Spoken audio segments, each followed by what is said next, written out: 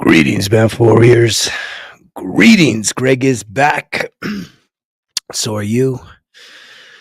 We're about to do a live stream here. Counting down the hours and certainly the days left on this 2025 year. It's been an incredible year. It's been one of the most challenging years of my life. How about you?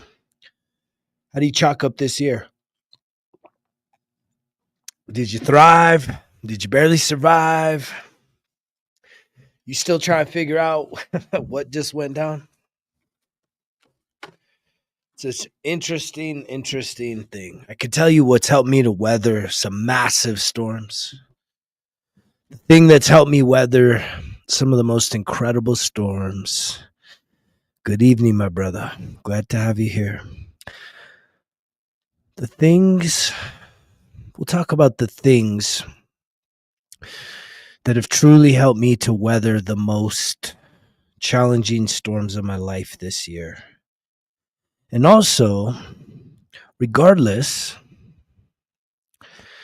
of how the year has gone, if you're hearing this message live or you're hearing it before the strike of midnight, as we enter into an entire new year, I'm somebody that has always embodied finishing strong.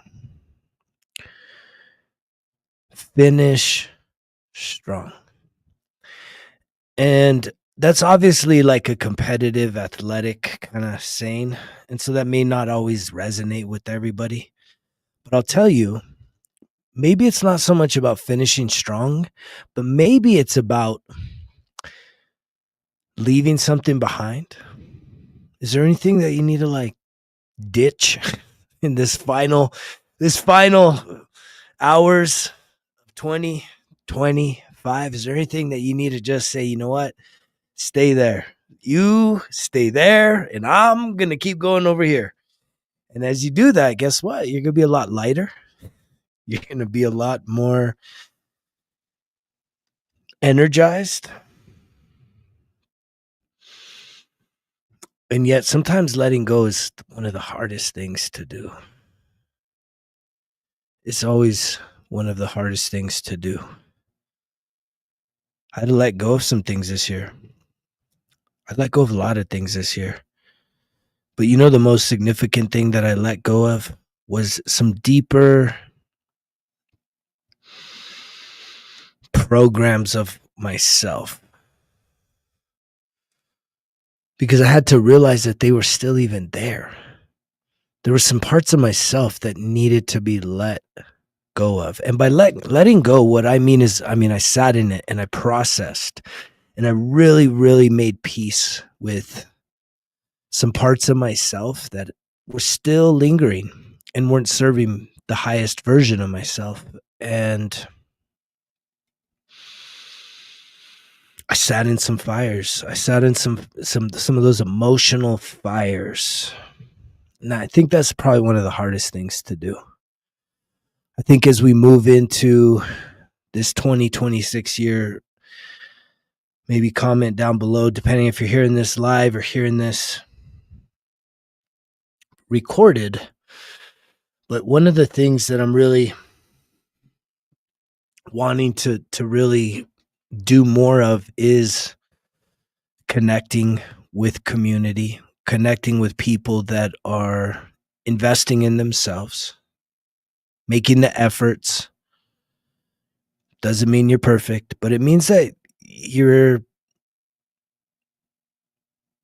showing up for yourself in a way that's not easy. And the reason why I know that is because I've done it. And yet this year was an incredible year of testing. Some of them, it's like the year started off incredible and it stayed incredible because my attitude stayed great. It's because I stayed centered and grounded. It's because I continued to walk the walk and talk the talk. And yet there were some seasons where I had to pull back. I had to step back a little bit. I lost my best friend. I lost my estranged dad. He was my dad, but he was estranged. I lost him, which And even the psychology of that, it's like when it's someone close that you lose, it's expected that there's loss. But when it's somebody that you've never really had closeness with, and yet now that chapter's closed, that there's never going to really be this opportunity to patch it up and heal it up and connect and create new memories, it's almost a bigger void. It's almost a bigger void. And it's interesting because those two losses happened pretty close together. And then I went through some of my own struggles, some health challenges that I had to confront and face a lot of fear, face a lot of just wanting to avoid asking for help or receiving help. I felt like this year was really a test of, do I want to fully be the best version of myself?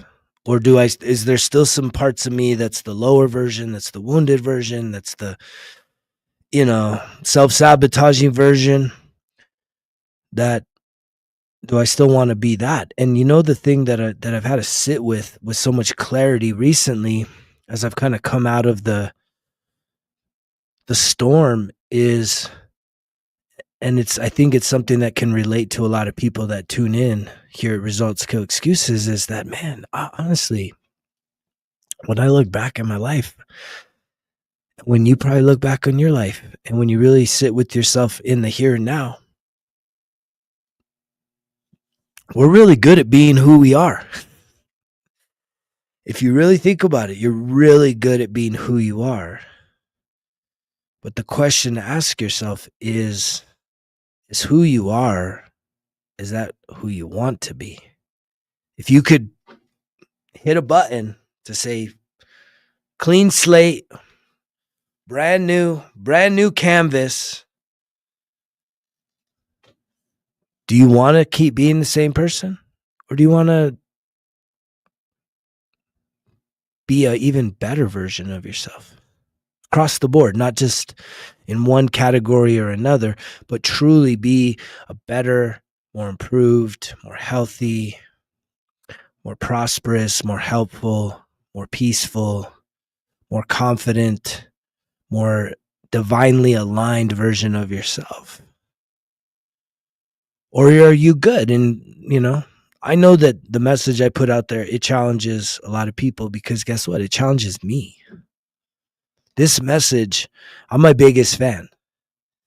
The message challenges me each and every day to be better, to not give up, to not just rest on my laurels, to not just say, I'm good, man. I did the gym. I worked out yesterday. Why would I need to work out today, tomorrow, or next year? I've already worked out this year. It's like, you got to keep continuing to put in the work. Continue every single day with a sense of amnesia as to you get to reprove to yourself of who you truly are. Every day it's a reset. Every day is an opportunity. Today I got in some really cold water. Cold water, man. It was ice. It was ice water. We're going to call it ice water today. And I know that I've been in lots of cold water, and yet why do I got to keep going back in cold water? It's because I have to continue to tell myself that, that the last cold water you went into is gone. In the next moment, are you going to shrink, or are you going to continue to expand? Are you going to continue to put yourself in uncomfortable situations so that when life comes in a very unpredictable way, and it's not even that unpredictable, but whatever shows up, that you can fall back and say, wait, I know who I am. I know what I've been through. And this situation, as challenging as it is, I ain't backing down. I ain't quitting. You could be the best version of yourself, my brother. You get to choose. And the thing about it is, which will really tune into this message, is we're so good at being who we are, which is not the best version of ourselves. Because when you really sit with yourself and you really figure out who you've been, you realize that you've been playing a character. And you realize that that character that you've been playing has been developed over the course of your life. And a lot of times the inputs for you to show up the way you do, or to hold back from saying the things you need to say or doing the things you need to do, is because for a lot of us, myself included, I used to have some really deep abandonment wounds. And like, it's just a part of human nature, is we want to feel like we belong. And if you're anything like who I used to be willing to sacrifice myself, self-sacrifice. I used to be willing to say, well, I know I really want to do that, but I don't have to do that. If you don't want me to do that, I won't do it. It kind of happened today, getting in the cold water for a third time. Cold water. But I love it. Even though there was like fucking dang, I have like kind of a pretty bad little rip on my back, because it probably won't come up so much here,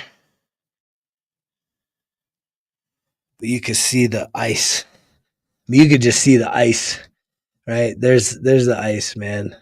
There's the ice in the water. There's ice all around the shore. I mean, it's just, it's the most peaceful place to be, is in a frozen river. Frozen. It was frozen. It's the most peaceful thing to be. But it wasn't always that way. It's taken me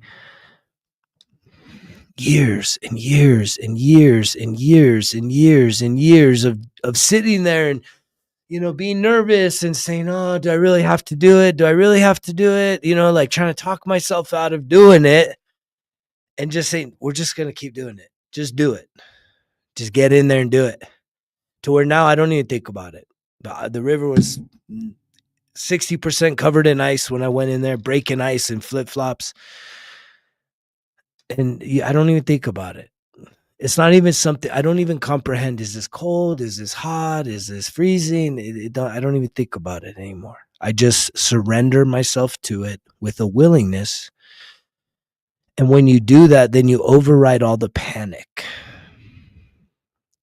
within your body when you do it. And it was cool because I led a group of guys in there today. They were from back east, and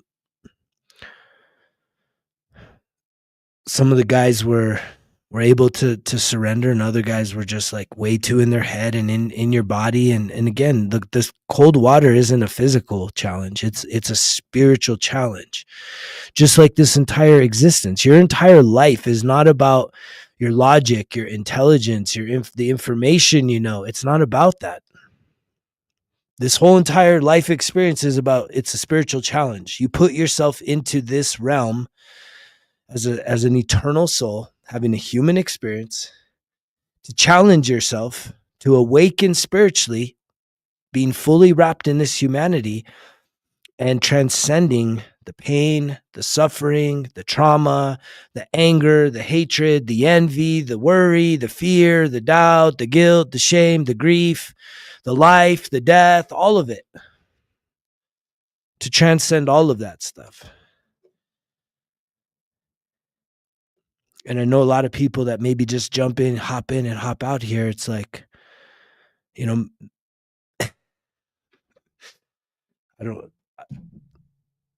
I guess some of the things I do don't sound very fun.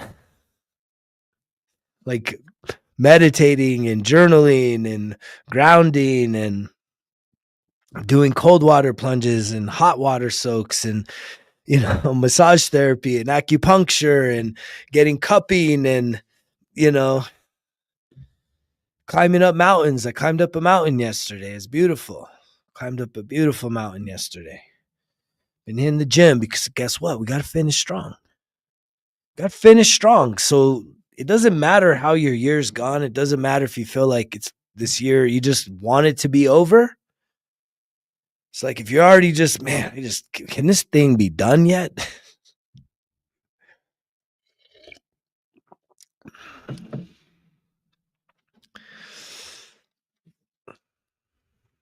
I'm here to just encourage you to finish strong. Because how you finish this year is how you're going to start the next. And if you think coasting or toasting, even, right? Toasting and coasting right into the new year is going to set you up for success next year. It's not. Right? I've been putting in extra work. Right? Yesterday, gym session, healthy eating, hiking up mountains. Today, more self-care. Christmas Eve, cupping, massage, healthy eating. It's just exercise, lifting, eating healthy, generosity, just tons and tons of generosity, just stepping out of my comfort zone and say, man, I'm just gonna bless people. I'm just gonna bless the people around me. Doesn't matter if it comes back to me or not. I'm gonna put myself in a place where I'm going above and beyond for people around me, for those I love.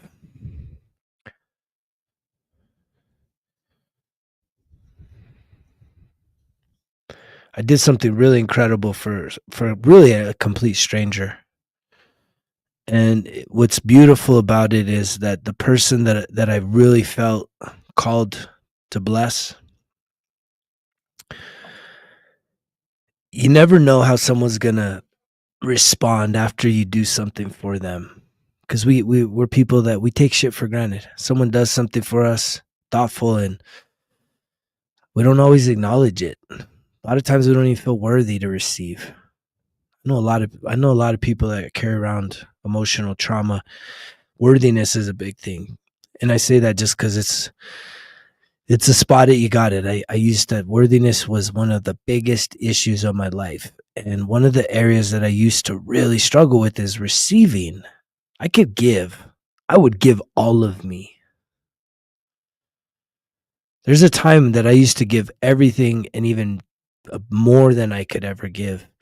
But it came from a neediness. The thing is it used to be a real needy energy where I would give. And it was like oxygen. I needed somebody to give back to me, because if they didn't, then I would be defeated. I would feel even worse about myself. And ever since, one of the blessings of really the healing work I've done for myself is that unconditional love is just give. You can give, and you know who your provider is. I don't need people to provide for me. That exchange doesn't exist anymore, which means that I can show up in the most authentic way possible for other people around me. It's not a mantra. It's not fake. It's not like with strings attached. And it wasn't always that way.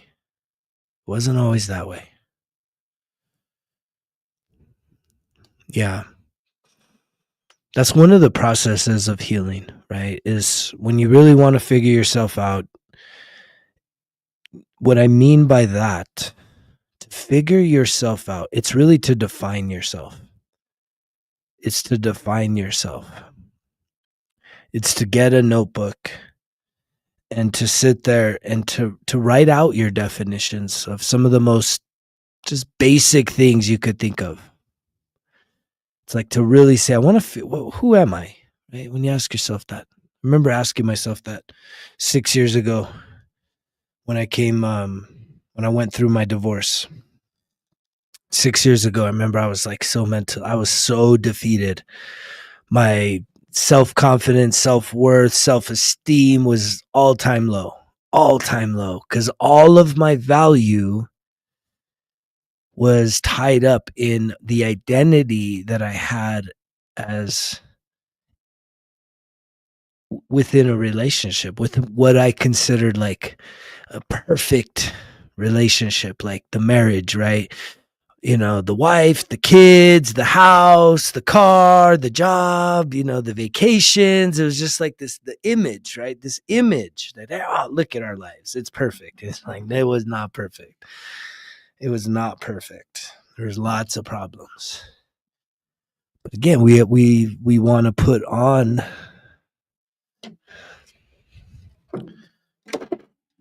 we want to put these on, right? These masks. Because genuinely, most of us are just trying to fit in, right? Most of us just want to be accepted. We want to feel like we belong. And so we'll wear the mask.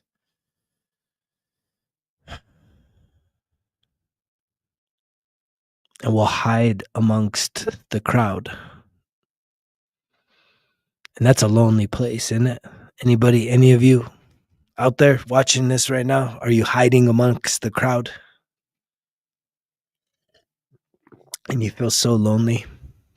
You feel so lonely because you're wearing so many masks. You're faking the funk. That when you look at people, and it could even be someone that sleeps next to you every single night. And it's like, you don't even know that person, and they for sure don't know you. The real you. They don't know the real you. They know the version that you've been really good at being. Right? I mean, Academy Award type acting. And it's not with intention. It's literally just programs. It's all programs. We're afraid. I know I was so afraid to be alone. Anybody out there can relate to that? Can any of you relate to that? Any of you afraid to be alone? There's so much strength in singularity. There's so much strength in it because we think we find strength. And I was in the military. I've played team sports most of my life, the military. So I know what it is to be around just the best of the best. And you can kind of blend in because you see the team pictures and the unit pictures, and you're like, man, look what I'm a part of. Hell yeah, I'm a part of that. I'm in there. But when all that's gone, and it's just you, right, with your bad self, some of you, I guess it's your good self, but who's there now? Because there's a lot of you that are really sad and lonely, and you're in those crowds. You're in those circles, but you're like, ain't nobody know me. None of these people know the real version of me. I can't be the real version of me. Because if I am, I'll be judged. I may even be, kicked out of the group. If anybody knows the real me, they may not accept me no more because I've had to pretend. Can you relate to that? A lot of us, we're a lot of us pretenders.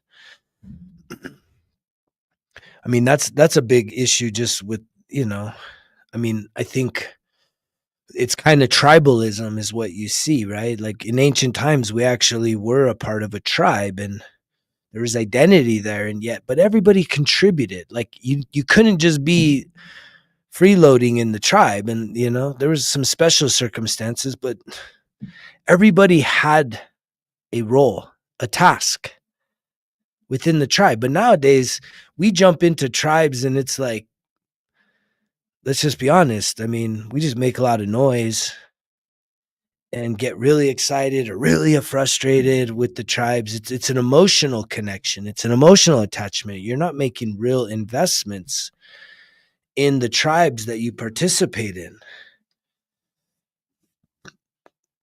And I think one of the biggest areas that I see is politics. It's very tribal. And there's a sense that somehow that little sticker you get means something.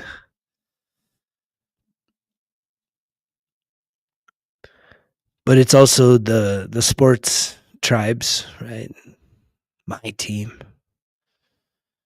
Right? You think that because your dad and your granddad and everybody taught you that this is our team, these are our guys, that you got to be faithful for life, right? And yet it doesn't matter how the team is, good, bad, ugly. It's like faithful for life. We go down with this ship every year, no matter what. And it's like, really? That's the best use of our time. That's what we're doing now. We've gotten that far away from true purpose that we lose ourselves in these things. And then yet we subscribe identity as if like, yeah, it's my team. Like when you use the word my, you're saying that it belongs to you. Because think about it. If I said, this is my cup, this is my cup, this is my cup. Well, that's me saying it belongs to me. But I'm not this cup. But I'm saying that the cup belongs to me. So when you say my team, right, you're subscribing that it belongs to you. And it's like, it don't belong to you. It's not yours. Never will be. Right. That may be your team, but they're not your. That may be your team, but you're not their team. The players say these are incredible athletes, high performance, very disciplined, right? The highest level.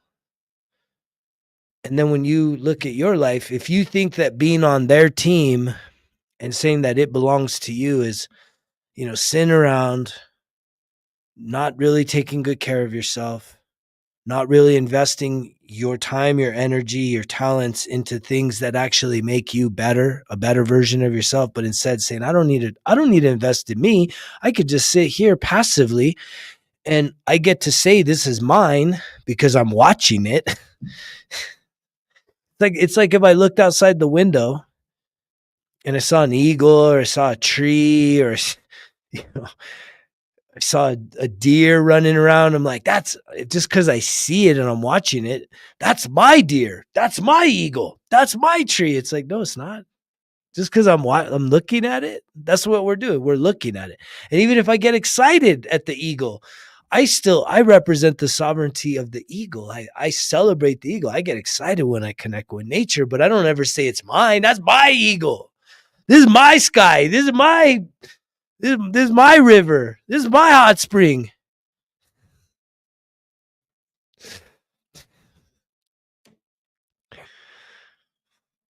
I know this messes a lot of people up because you have to really sit with yourself and realize, like, your words, we say these things so socially, and we don't realize that our language is literally binding us to things that, like, do not serve us.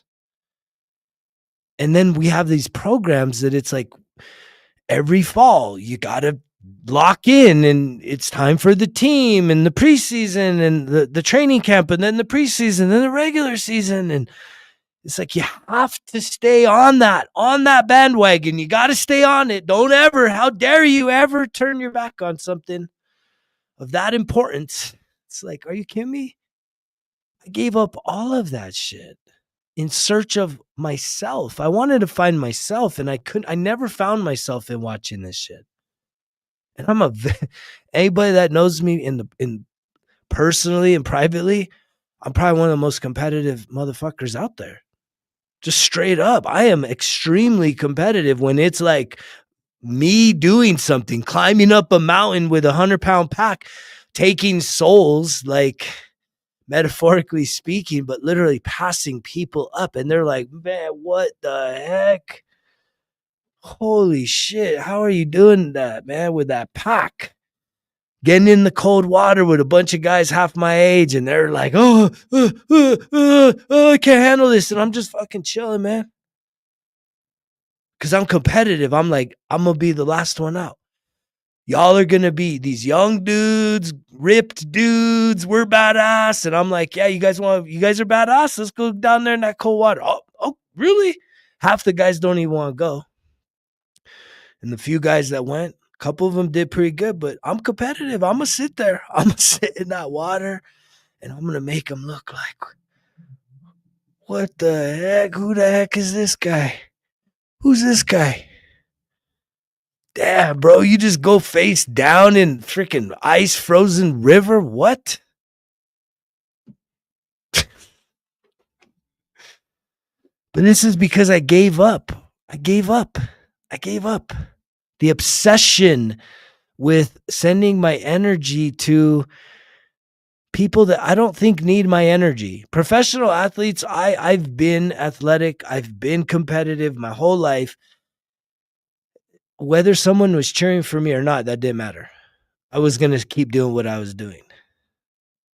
So if you think that, they say it's the fans, the reason why they always say we wouldn't be here without the fans is because they understand that's what they get the bread from. Y'all got the bread. So they have to say it's you, and it really is you. It's energy harvesting. A lot of you don't even realize that. Doesn't matter if you're watching politics, whether you're against somebody or for somebody, when you send your focus towards something, your energy is being extracted from you in your life. And a lot of you don't realize that. That's why you're like kind of drained. That's why it's like, I don't have energy to go work out after you don't understand how hard I work. I don't have time to go work out, and I don't have time to cook healthy. I don't even have the energy to go and cook, but yet you have the energy to sit and scroll for hours on end.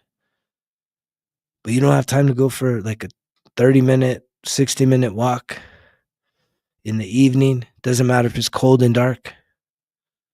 Right? Can you do it? Can you bundle up? Can you wear a headlamp? Could you go out there? Just to put yourself in a situation that maybe is less than ideal, but to prove to yourself that, wait, it feels good, that you're building your energy, you're doing something, you're in nature, you're connecting with the elements. And when you do that stuff, it adds more life, more energy to you, so that when you get up the next day, right, and then you spend some time meditating, reflecting, journaling, listening to positive affirmations, right, really just checking in with yourself, setting some daily goals, some things that you want to hold yourself accountable to. And this isn't lofty stuff. This is just like, what are some of the small hanging fruits that of each and every day that you can hold yourself accountable by writing it down? Because when you write it down, that means it's important. You're telling your mind, your body, your soul that what you write down is important. Your dream life could literally be the distance between whether you're willing to start writing things down in a journal or not. And it literally could be you just saying, can you wake up 30 minutes earlier to spend some undistracted time with yourself, which means you may have to go to bed an hour earlier. But literally your dream life could be that much of a change is what could be the gap between where you're at now and your dream life.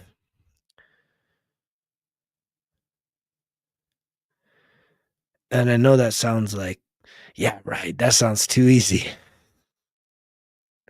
It's only humans that got to complicate things. We want to complicate things, as I just saw 3333333.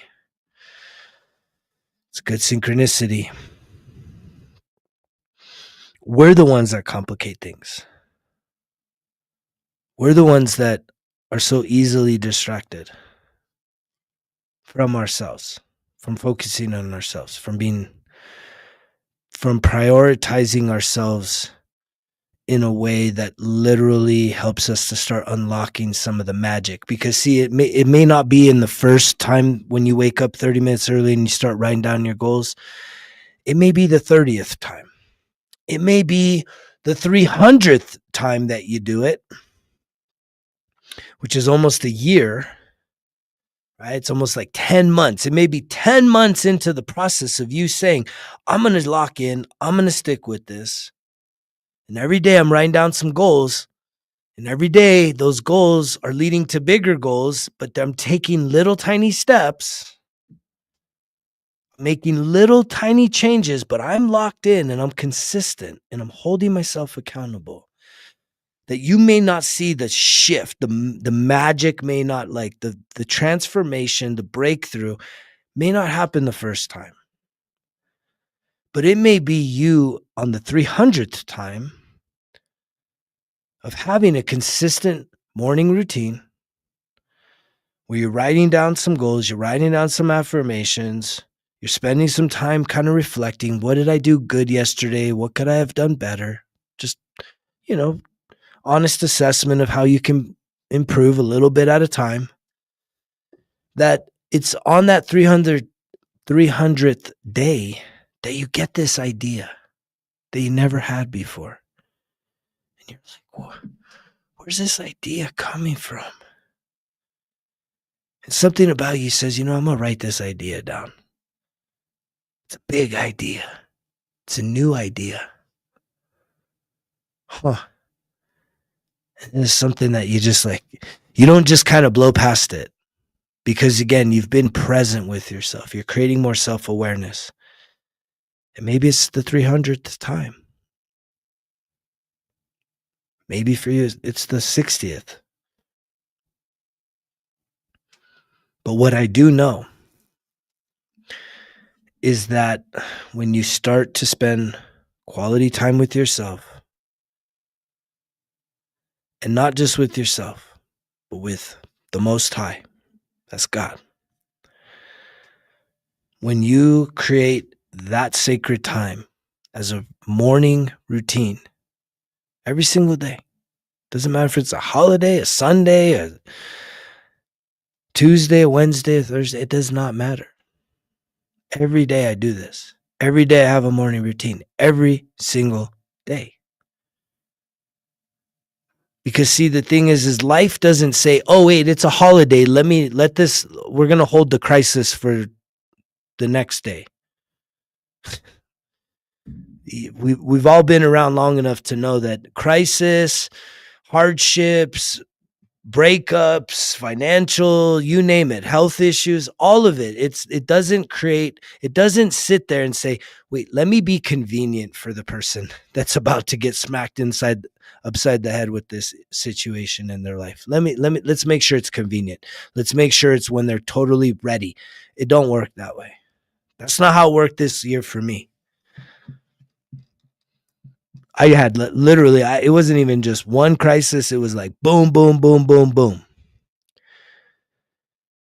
And every single one of those things checked me, challenged me to remind myself, wait, who am I? Am I still the wounded version? Am I still the man that was fragmented, that used to tell women particularly, I'm broken. I'm a broken man. I hope you can put up with a broken man because I'm broken. Right? Or was this the year and this the opportunity for me to sit in the fire of these challenges and say, oh, I know who I am. I'm a refined man. I've stayed locked in. I've proven it to myself. I have a lot of tools. I can face all of these challenges. I can really apply and walk out what it is that I preach here at Results Kill Excuses. That this ain't just talk. This is the most authentic form of connection right here. It's it. This is real. And not everybody, there's a lot of swindlers out there. There's a lot of people out there that don't walk the walk. I know it because I've given some of those people lots and lots of money because I thought, oh wait, this one looks like a good one. This one looks like they're locked in. And then when you pay to get behind the closed door, you're like, shit, I don't know, man. I don't know about this. Okay, yeah, different person showing up. Different person showing up here right now. Gotcha. Well, you got me, but I gotcha now. And I think that's what has a lot of people, skeptical. I think most of us are skeptical, but we're skeptical about everything. What do you trust? Do you even trust yourself? Probably not. If you're honest with yourself, you probably can't even trust yourself. I know that's what got me motivated to do the work and figure myself out the way I did. It's because I didn't trust myself emotionally. I didn't have the kind of self-awareness that I have now, and the type of emotional literacy, emotional intelligence that I have now, that like I don't sabotage. I don't destroy things that I care about like I used to, because I was a broken man, a wounded man. But that also doesn't mean that people walk all over me. I know there are some people that mistake my kindness for weakness, but that's okay. There's no hard feelings, because I look at all of us, we're all equal. You know that, right? I think most humans don't even realize that part about it. I think most of you out there, you still look at humanity, culture, society with hierarchy. There's no hierarchy when it comes. There's hierarchy in our social circles, but they're in the spiritual realm. We're all equal. Every single person on this planet, doesn't matter if you're 9 minutes old or 99 years old, everyone is equal. It doesn't matter your race. It doesn't matter your gender. It doesn't matter your religion. It doesn't matter your background. None of that shit matters. We're all equal. Everyone, every single person on this planet. Because why? Why are we all equal? Are you ready for it? Drum roll. Brrr. Because we're all children of God. Every single person on this planet. Every single person. Every human. Every single human. And when you find yourself starting to play referee, who's good, who's bad, who's this, who's that, it's all a reflection on yourself. How you're judging yourself, how you don't realize that what you see in someone else is what you got inside of you. If there's still judgment,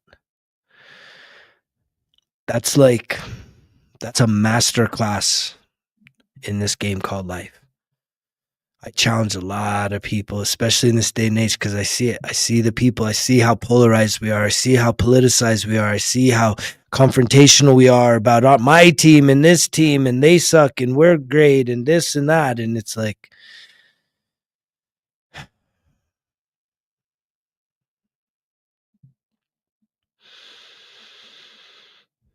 when that finally changes, right? When we finally do see the soul, when we start to see with the spiritual eyes, and no longer are trying to see out of fear, out of comparison, then you'll realize that at the end of the day, your job on this planet is to align yourself with your higher self, to heal yourself, to set your soul free. And in doing that, you're going to also set free everyone that is attached to you, everyone that has caused you harm. This is something I coach. It usually takes us about a month to get to the place where there's a worksheet I have, and you don't even need a worksheet. You can use a blank piece of paper. This is that's where I started. But if you really want to start next year fresh, and you still got a little bit of time on the clock, you want to really finish strong this year, what you do is you get a piece of paper and you draw a line in the middle, and on the top of the paper, you write down a list. And it doesn't have to be in one sitting, but you write down a list of everyone that's ever hurt you. And when I say everyone, I mean it's major violations to just small things. Someone insulting you, someone flipping you a finger. I had a guy the other day cut me off, flipping me off. From my point of view, I didn't know this guy. I don't feel like I did anything wrong. I was just driving up behind him, and he chose to fucking cut me off and flip me off, and he was just having a day, right? But when you write that list down of everyone that's ever hurt you, it's usually people that you know. See, that's the thing, right? Is the people that have hurt us the most are the people that are usually closest to us. And so you write that list down. And then comes a point where you need to ask yourself, are you willing to forgive these folks? Or are you one of those people that say, I'll never forgive them. Ever, ever, ever. Never, ever, ever, ever, ever will I forgive this person. Some of you out there, I hope this message will reach somebody that doesn't even know the person personally, but has been brainwashed. I mean, not brainwashed. That's kind of harsh, especially for a sensitive minded person. You have been informed that somebody is doing something that causes you harm. So let's just create that as a political figure, right? There's a political figure that you've never had dinner with, you don't know them on a personal level, you never worked with them, interacted, but because we have this thing called news and political parties, like your information comes across that this person bad, right? And you need to hate them. And because you're so fixated on them being bad, right? That it does cause you pain. So in your mind, when you were to write a list down of everyone that's ever hurt you, this person may be causing you pain. So write them down. But see, did you see where I went with this? That you're going to write their name down, and are you willing to forgive? And here's what most people struggle with. Because when you write that list down, and it doesn't have to be in one sitting, you could literally spend a day or two, a week, just kind of like, it's kind of funny. Once you start writing down, the names that come up right away, then you free the mind and your memory to really start bringing up some other things. And it's just, it's like a meditation. It's a walking meditation where you're like thinking about people that have messed you up, hurt you, whether just very innocently or very blatantly, and you just write it down. But the purpose of this is to say, are you ready to really start doing some forgiveness? Because here's the other side of the coin. And this is where most people get outraged. Is the other list, because I said to write down two lists. So the top list is write down everyone that's ever hurt you. Any guesses on the bottom list? What should the second list be? What should the second list be?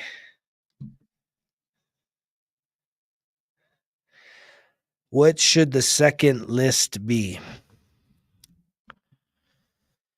The second list should be everyone that you have hurt. Right? And if you're somebody that is like, you're so caught up in the victim where all you can ever feel and connect with, and you only see how people are hurting you, but you don't ever see how you have really hurt some other people, because the truth is no one's innocent. We have all been hurt, and we have hurt others. And it's not in your best interest to try and justify that your way of hurting people is way less than how other people have hurt you. Don't go down that path. Stay neutral about this. Stay neutral. This is literally the spiritual teachings and the medicine that we give each other. And that's why all of us have been hurt, and all of us have hurt others. But usually the people that are like, yeah, but you have no idea. I have never done this to somebody, and that happened to me. And it's like, stop. You needed that to happen to you. Ooh, we're getting deep here because we're trying to finish strong. This is an opportunity for a lot of you to purge out some things. Right here, leave it. You can leave it. Remember I said, sometimes it's not just finishing strong. Like, man, I'm going to go to the gym 20 times before the first of the of the year. You don't need to do that. Some of you, you would feel so much more fresh, so much more alive, so much more clear and unstuck if you were to leave some things energetically, emotionally, spiritually in your past. You were to leave it now so that in a few days from now, it's gone. You let it go. And these lists will absolutely start to unlock that. Is it one fell swoop? No, we don't do magic tricks here. Because once you write down a list of everyone that's hurt you and everyone that you've hurt, you got to do some real sitting with yourself and forgiving. And I guide coaching clients, and I've done it here on the lives. I'm not going to do it right now. But I've guided people through forgiveness rituals. And it's literally just, sitting with that person, especially the ones that have hurt you the most, right? The ones that really stick, the ones that are really like almost on the border of like, or maybe you've even said it, I'll never forgive them. It's like that's the one. That's the one. That's the one that you need to write a letter to. And you write the letter telling this person how they made you feel and how hurtful their actions were towards you. And it doesn't mean you're sending the letter to them, but this is just another processing of your feelings that you have suppressed. You're holding on to this. There's a book, an incredible book. It's called The Body Keeps Score. Because see, the thing is when it comes to trauma, when it comes to emotional pain, it doesn't matter how long ago it was. Unless you've done literally this type of work that I'm describing here, that pain, that wound, that emotional wound is still trapped inside your body. And I truly do believe that I am on this planet with this platform to help people awaken spiritually and do this work so you can be free. It's not about the other person. It's actually their work is done. And yet we think that by holding vengeance and bitterness and anger and hatred and unforgiveness towards somebody and then just acting like I've just moved on. My life is, I'm just moved on. I'm doing my best. I'm just moving on. And it's like, yeah, you may be moving on, but that pain is still messing you up. It's showing up in your life. And if you want to take your power back, which you can, this is a start to how you do it. It's not a start and an end. It's a start to that process. And it really starts with, are you capable of realizing that you've hurt people, they've hurt you? And at the soul level, the people that have hurt you the most are usually people that are the closest to you. Which means that the people you've hurt the most are people that were the closest to you at one point of your life. They may not be super close now because of the wounds, but it's kind of interesting when you can disconnect from the emotional pain of it and really start to like have some curiosity to be like, yeah, it is kind of weird that it's not total strangers usually that cause us the deepest pain. It's somebody that actually cared about us and does care about us. And so one of the things that I've figured out about this when it comes to all the people that have played significant roles in your life that have hurt you, that have betrayed you, that have violated you, is here's my belief. My belief is that these people are your teachers. Yes, you may call them mom, uncle, dad, brother, sister, ex-boyfriend, ex-husband, ex-wife. I mean, you may call them that type of that was a role that they played, but I truly do believe that these beautiful souls, just like you, agreed to because you asked them to do this to you. And the people you've hurt, they asked you to do that to them. Because it's in these wounds that we're able to either continue to just self-medicate, self-sabotage, and suffer, which we know how that leaves us. It never leaves us feeling better about ourselves. We get so tired of it. And yet it isn't until recently that people like myself and so many others are starting to say, hey, there's a way through this. You don't have to keep self-medicating. You don't have to keep feeding that part of yourself, the wounded version. You can actually take your power back and sit with this stuff. But you have to see with spiritual eyes that the violators and the people that have caused you pain, it's like when you get to, it really takes you sitting with yourself and realizing, hey, I've hurt people. If you can say, look, I've hurt people. I've hurt, and maybe some people more than others. And then you realize, well, people have hurt me. So then that makes it neutral, that we're all a part of the pain. Every single one of us is a part of the pain, which means all of us have the potential to be a part of the solution to the pain.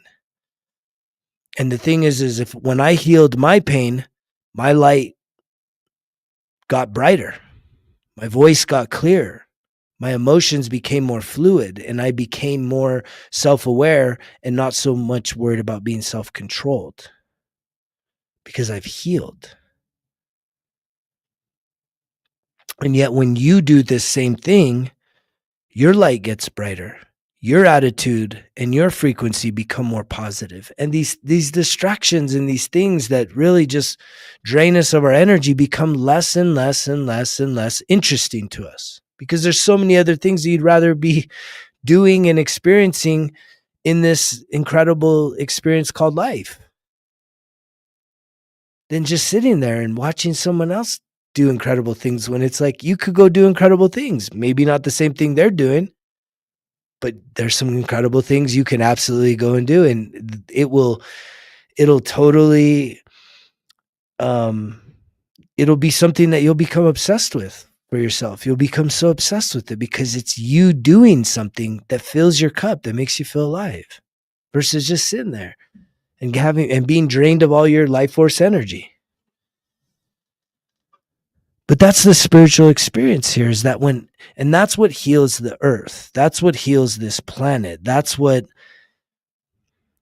resets humanity all around this beautiful world we call home. So when you're looking, and the measure is when you look out there, if you're still seeing chaos in this world versus harmony, if you're still seeing corruption versus compassion, right? That means that more than 51% of people are still in their wounded state. They're still wounded.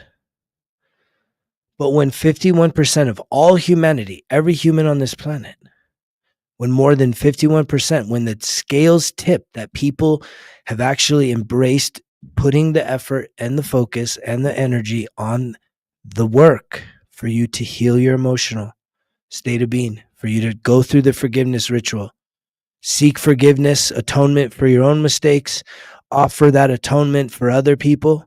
Doesn't mean you become best friends, because you don't even have to talk. This is an energy thing. When you hold bitterness and unforgiveness in your body, you think you're just holding it in your mind and you think you've just ignored it.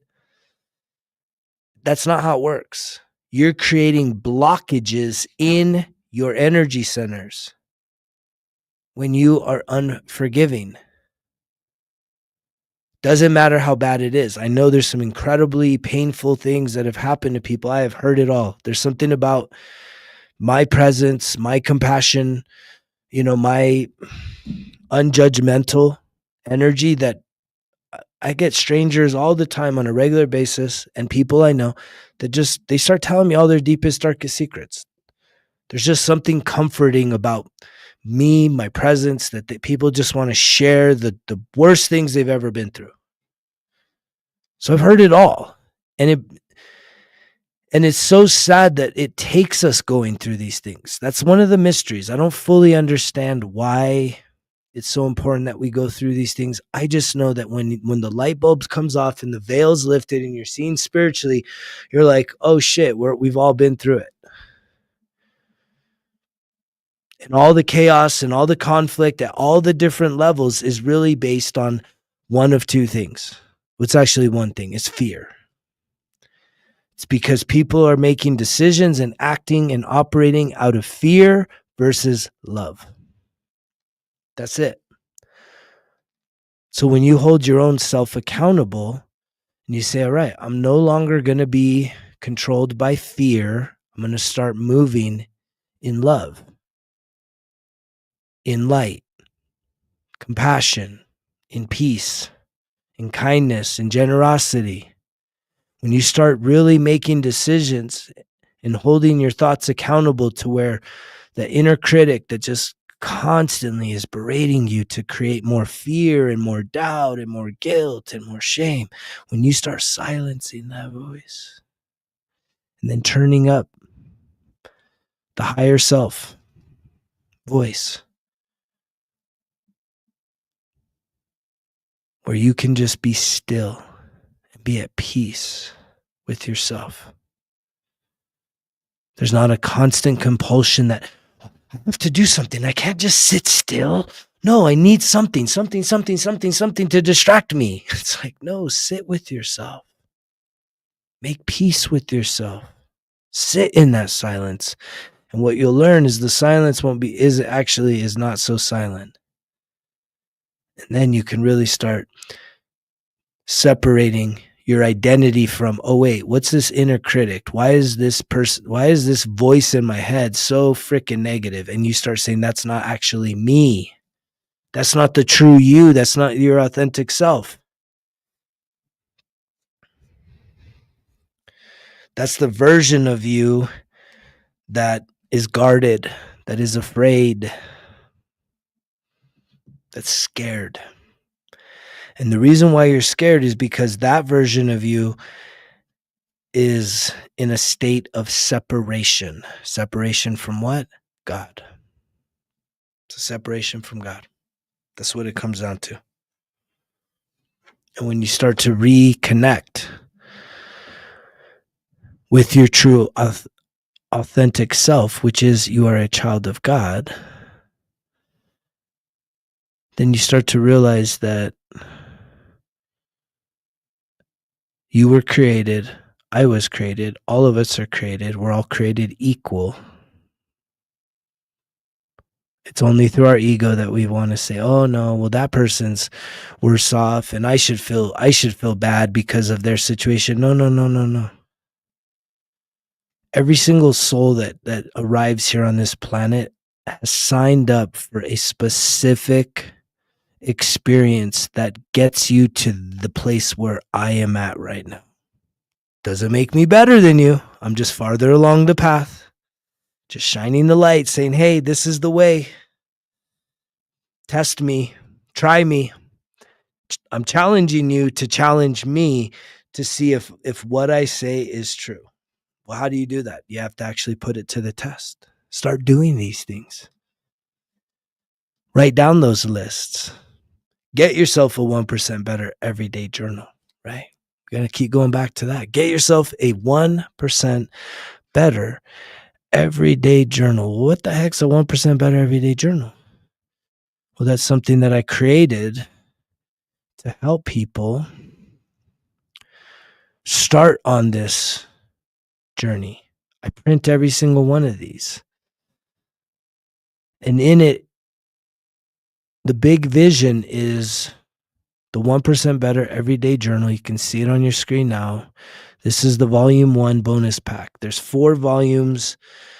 Each of them is 91 days. It gets you through a full entire year of really showing up for yourself each and every day. And one of the best testimonials from Tim, his name's Tim, he's a good guy, he's locked in, he's already on volume 2, but he says, look, just got through my first month of the 1% better everyday journal. Really have been enjoying it.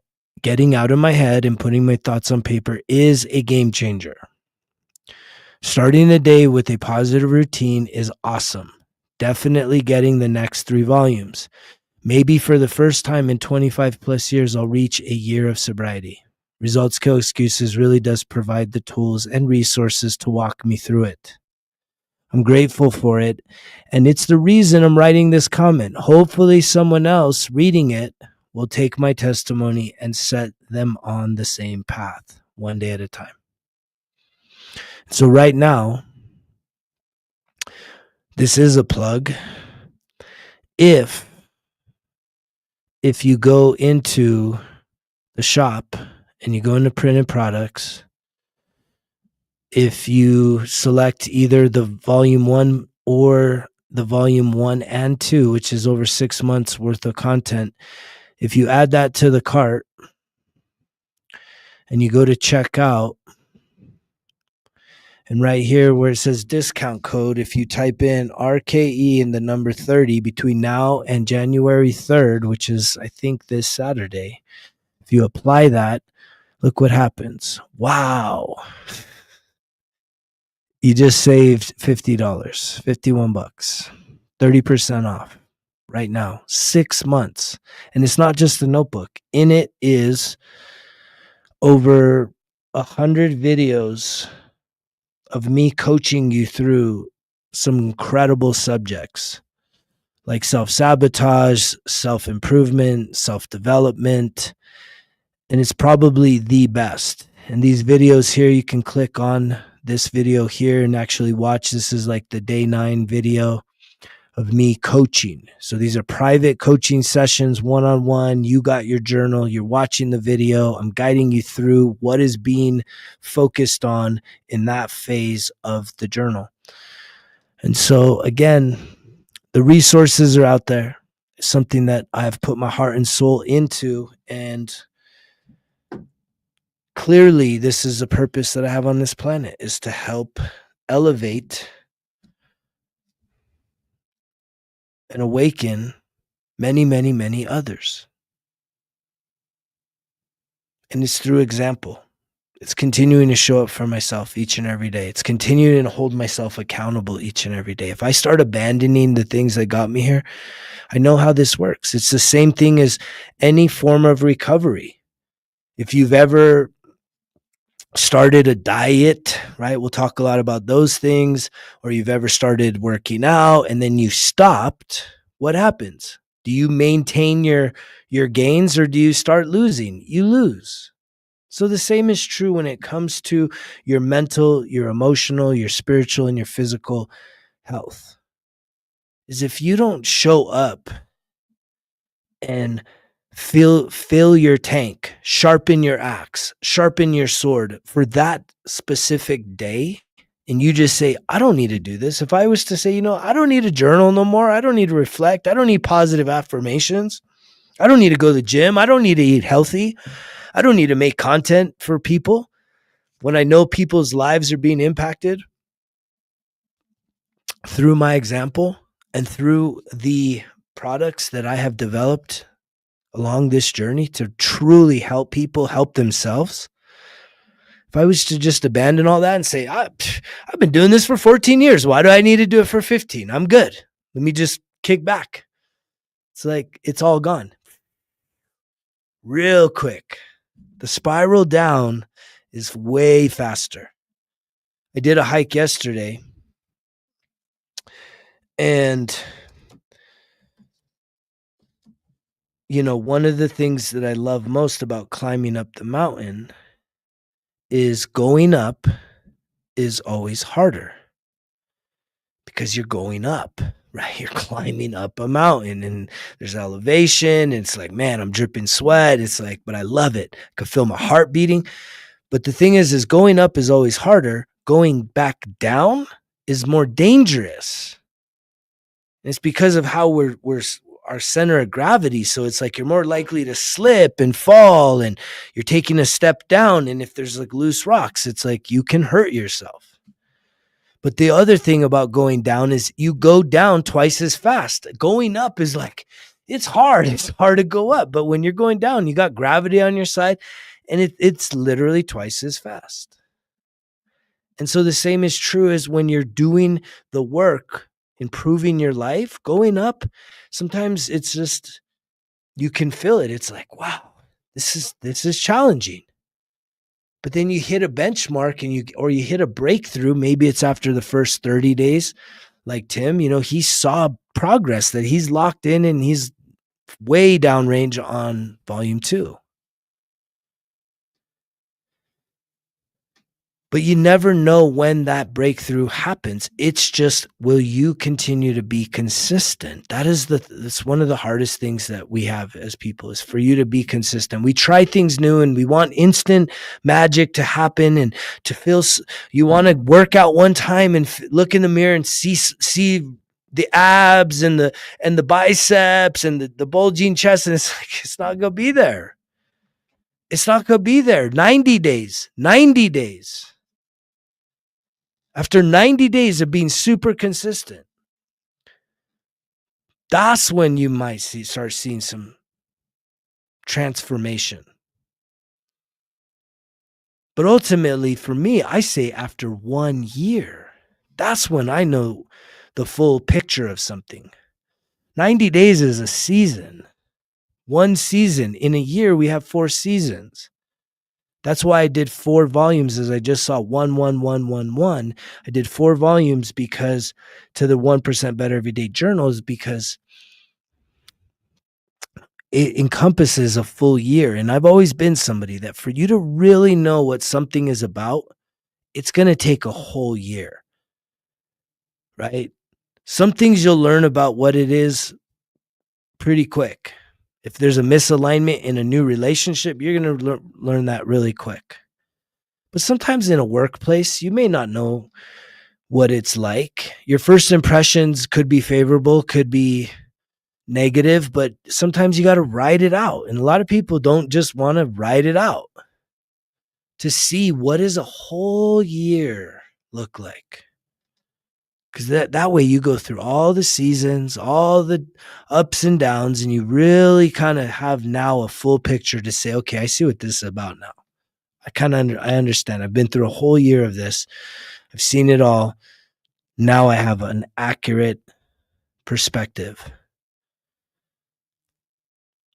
And I think that that's true when it comes to really making some changes for your life. Is like we want things done in the first week, in the first month, right? Overnight. And it's like, give yourself a year. Make 26 the year that you like lock in from now until the end, that we're literally on the last 2 days. Right now it's December 29th, 2025, that if we were a year from now, that you're literally saying, man, I've kicked ass all year.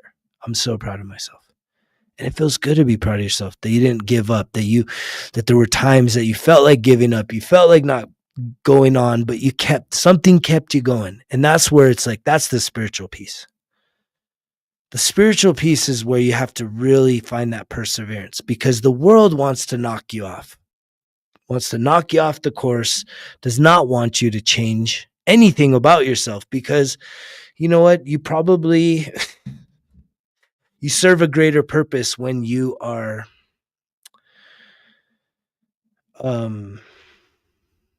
distracted versus conscientiously, divinely aligned and empowered. When you are healed, it's like you're a game changer. You're an earth mover. I mean, you really have some power inside of you when you really actually do the work. And I hope that you'll join me this year. I hope that this is the year, and beyond the year, I hope that this is the day. This is the day that you heard this message and that you're actually going to sit with yourself. And there may be somebody that's listening right now that you need accountability getting into this new year, getting into this, new version of yourself. And if that's something that you are thinking about, I have a few slots available for one-on-one coaching, but I'm telling you, it's an investment and it's a commitment. I meet with my clients 4 times a month. There's a tremendous amount of accountability, and the minimum is for a 3-month program. And so if you're interested in that, if that is something that you're considering, is really hiring a personal coach to guide you through this process, I would love the opportunity to work with you, but it's going to take a lot of courage for you to reach out. And that is greg@resultskillexcuses.com. And I'm really proud. I had someone, a potential new client, reach out to me today. If you're watching, I'm going to reach out to you. And I love that when someone finds the courage to even just set up a consultation, right? I'll do a free consultation with just about everybody, but you have to have a willingness to at least say, hey, I'm interested in making an investment. And it's not just time, it's money. Your time, my time are worth something. And it's also saying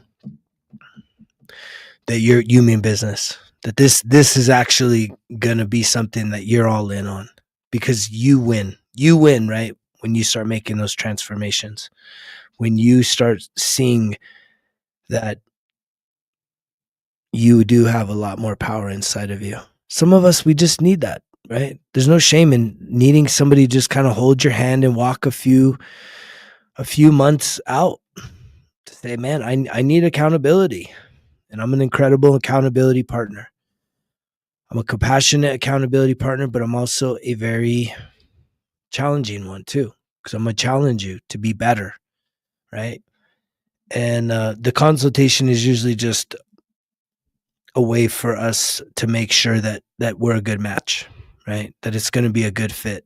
That there's some things I look for, just to make sure that I am the right person to help you succeed, and that you're ready. That right now is the time. So if that's something you're interested in, you can send me an inquiry, Greg, GREG @resultskillexcuses.com. And beyond that, if you haven't yet, you should definitely get that Results Kill Excuses 1% Better Everyday Journal. There's nothing like this on this planet right now. It's so comprehensive and complete. It literally guides you through your dreams, your goals becoming a reality. So join the 1% Better Everyday Journal movement, and you can save some money by doing that right now if that's important to you, by typing in results RKE number 30 in the checkout. Beyond that, I hope that you will finish strong. I'm not sure if I'll get on here before the end of the year, but I'll try to. Obviously, I'll be putting out videos as I do, long format and short. If you haven't yet, subscribe to the channel here at YouTube. I also think it's really important is if you do sit in with this message and it resonates with you, be helpful to somebody. Share the message. Click the share button. Share this message. You never know who needs to hear this right now that you can touch, because they're going to follow up with you. They can see this message, but you can be the point of contact because you're here now. And if you're here now, my hope is that you're not just here to listen, but you're here to act. And if you're here to act, that means you're working on some things in your life. And I'm here to tell you that anything you improve in your life, that makes you perfectly qualified to turn back and help somebody else through those same struggles. You don't need a qualification. You don't need certification.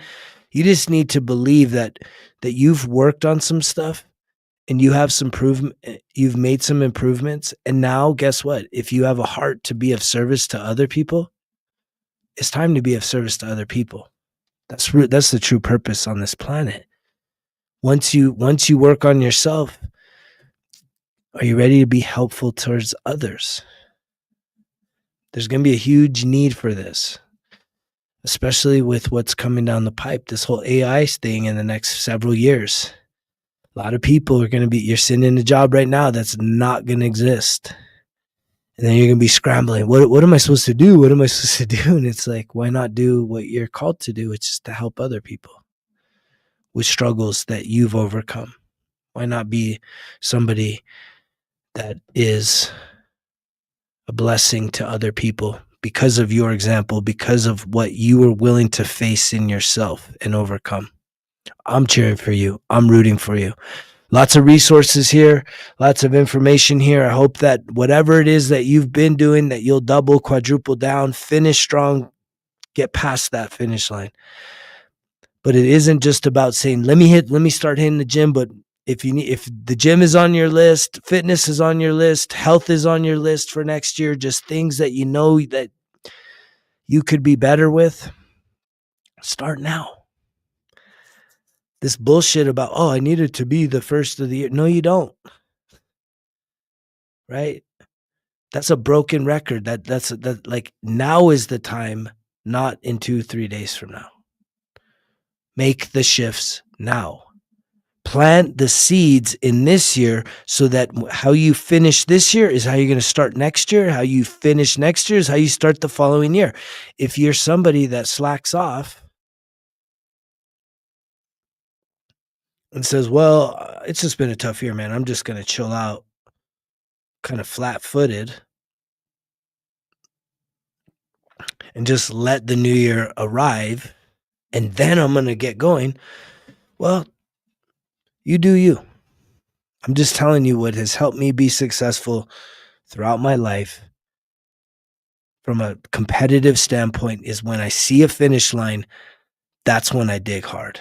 That's when I go hard. I mean, I try and go hard the whole race, but when you see the finish line, it is to blow past it. I laugh when I see these highlights of athletes that like have this breakaway touchdown and they celebrate right before the goal line and they drop the ball and it literally gets turned back. It's not a touchdown because it's literally fumbling at the half-inch line because they didn't run through the goal. Don't be like that. It's embarrassing. Finish strong. And that may be leaving some things behind. I really feel that's what's put on my heart tonight, is to reach some of you to say, what can you leave behind? And the message tonight was some anger, some unforgiveness, right? Can you start the next year with a clean slate of really forgiving people, not just with an attitude, I forgive them, whatever. It's like that shit. That's not it. That's not it. Forgiveness should probably... Everyone and I've worked with some pretty tough men and women alike. And when we do the forgiveness rituals, there's tears. There's tears. It's not, okay, whatever, I forgive them. It's not like a little attitude. If you got the attitude, that's not forgiveness. Like, with all your heart, with all your mind, with all your soul, and with all your strength, literally sending that person love, light, prosperity, health, abundance, maybe even things that you don't feel in your own personal life. But when you can send that to somebody else, guess what happens? It comes back to you. It comes back to you. I hope that you're hearing that. I'm feeling it. It's coming from my heart to your heart, from my soul to your soul. I hope that we have an opportunity to work even greater this year. I may be doing some membership stuff and some private groups with people that are actually doing the work, whether it's the 1% Better Everyday Journal or even the self-discovery work on the Results Kill Excuses app. I'm pretty sure there's going to be some opportunities for some group connections that will be more private, not just the public lives, but we'll continue doing this too. So thank you to everybody that's tuned in, whether it's been for 1 minute, many hours, many days, or is just absolutely a super fan and faithful. I'm so grateful for you. I'm so grateful for everybody that takes the time to put a comment, to let me know and let others know the impact that the message has had on your life, to where maybe it's just giving you an opportunity to feel seen, to feel heard, like you're not alone. And that's a good feeling. That's a pretty good feeling. I'm really thankful. In this year, I'm thankful for everybody that's showed up, everybody that's subscribed, everybody that's reached out and continues to comment here. Thank you. Thank you. Let's finish this one off and we'll be back for more. We're gonna keep showing up 1% better each and every day for many, many, many, many years until the wheels come off, until it's all said and done. 1% better each and every day. I love you guys. You know the drill. Results kill excuses, because if it was easy, it won't be worth it. Greg's out.